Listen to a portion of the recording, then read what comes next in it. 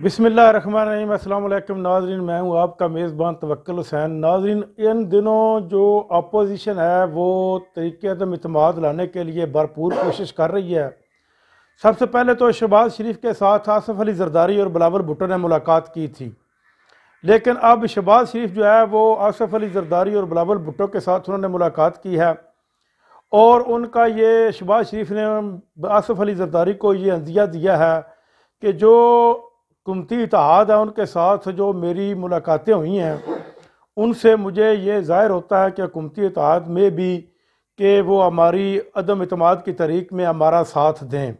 लेकिन ये उनकी खाम ख्याली है, ये कभी भी नहीं हो सकता। और इसके अलावा शहबाज शरीफ की जो खुफिया मुलाकात है वो जहांगीर तरीन के साथ भी हुई है, लेकिन जहांगीर तरीन की जो मुलाकात है उसको काफ़ी खुफिया रखा गया। जहांगीर तरीन के पास इस वक्त 10 MNA हैं और 15 के करीब तकरीबन पंजाब असम्बली में MPA मौजूद हैं, लेकिन ये मुमकिन नहीं कि वो 10 के 10 जो MNA हैं वो हुकूमत को छोड़कर जहांगीर तरीन के कहने के ऊपर अपोजिशन का साथ दें, क्योंकि कल को जब वो 2023 के इलेक्शन लड़ते हैं तो उनको टिकट कौन सी पार्टी देगी? जहांगीर तरीन के पास तो पार्टी नहीं है, और अगर नून लीग उनको टिकट देते हैं, नून लीग के तो पहले ही काफ़ी MP और MNA अपना मुस्तकबिल देख रहे हैं कि जो हमारी पार्टी है जिसकी सरबराही ना तो इस वक्त नवाज़ शरीफ जो है वो गैर मुल्क में बैठे हुए हैं, जबकि शहबाज शरीफ जो है उनके ऊपर FIA का केस चल रहा है। अगर अदालतों से वो भी नाअहल हो जाते हैं तो वो नून लीग की सरबराही कौन करेगा? मरियम नवाज़ के ऊपर भी केस चल रहे हैं और साथ ही साथ हमजा शहबाज शरीफ के ऊपर भी केस चल रहे हैं। और आसिफ अली ज़रदारी की जो पार्टी है पाकिस्तान पीपल्स पार्टी, जिनको लीड बिलावल भुट्टो ज़रदारी कर रहे हैं, उनके तो वो टिकट लेने से रहे, वो कभी भी उनके टिकट नहीं लेंगे, क्योंकि वो तो पंजाब में अगर तकरीबन बड़ी बड़ी लाइटें लगाकर भी देखा जाए तो पंजाब में पीपल्स पार्टी का ना ही आपको वोटर मिलता है और ना ही कैंडिडेट मिलता है। कैंडिडेट अगर कोई पीपल्स पार्टी का मिल भी जाए तो वो SB के ऊपर मिलेगा कि मेरे पास पीपल्स पार्टी का टिकट है, लेकिन उसको पास वोट नहीं होंगे, क्योंकि 2018 का जो इलेक्शन थे उसमें पीपल्स पार्टी ने अपनी कारकर्दगी पंजाब में देख ली थी। उसके तकरीबन अक्सर जो उम्मीदवार थे MP और MNA के, उन्होंने अपनी ज़मानतें भी गिनवा बैठी थी।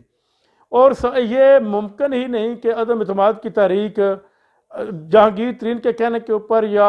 आसिफ अली ज़रदारी के कहने के ऊपर या मियाँ शहबाज शरीफ के कहने के ऊपर कि हुकूमती इत्तेहादी जो है वो इनका साथ दें और ये कामयाब हो जाए, किसी सूरत भी कामयाब नहीं हो सकती। 172 अरकान को पूरा करना इन दोनों पार्टियों के बस की बात नहीं है। और आसिफ अली ज़रदारी ने एक और शर्त रख दी है नून लीग के साथ मुलाकात में। उन्होंने कहा है कि आप कौमी असम्बली में वज़ीर-ए-आज़म के ख़िलाफ़ अदम इत्तेमाद की तहरीक के बजाय वज़ीर आला पंजाब के ख़िलाफ़ अदम इत्तेमाद की तहरीक पहले लेकर आएँ, क्योंकि वो दोनों पत्ते खेल रहे हैं कि अगर ये इनकी तहरीक कामयाब हो जाती है तो फिर मैं भी इस खेल में कूद पड़ूंगा, अगर इनकी तहरीक नाकाम हो जाती है तो फिर मैं तो पीपल्स पार्टी के पास तो ऑलरेडी सिंध की हुकूमत कायम है, मौजूद है, उनको तो किसी के पास जाने की ज़रूरत नहीं है, उनकी सिंध की हुकूमत चलती रहेगी। और ये जो शाहिद खाकान अब्बासी साहब हैं ये बार बार ये कह रहे हैं कि अगर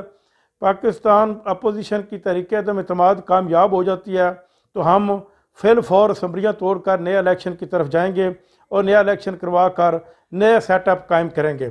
जो दूसरी तरफ इमरान खान